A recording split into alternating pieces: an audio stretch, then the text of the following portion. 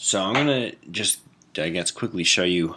I assume that this is how you made your gradient, was by clicking on the fill and going from paint bucket to gradient.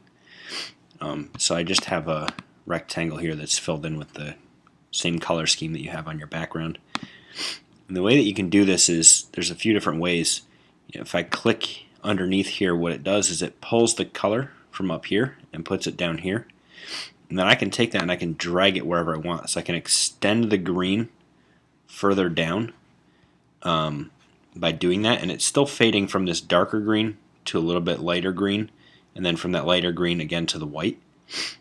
And I can slide this and put it wherever I want to, I guess, make it work however I want it to.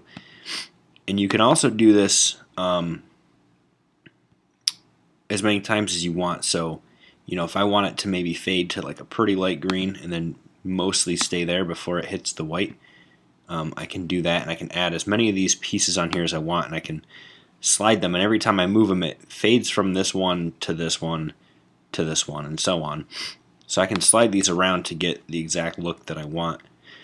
And if I put one of these here and I don't want it, I can just click it and drag it off and it disappears.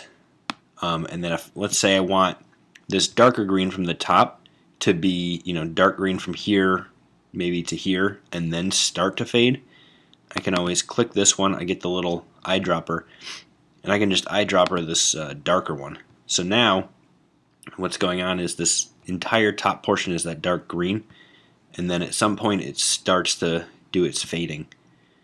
So I can have a certain portion of this that has the darker green and then start to fade. I can add another one in here, maybe make that fade a little less gradually. So you can kind of pull these out and play around with them and do whatever you need to figure out how to get the fade to look the way you want it to. I hope that answers your question, and good luck.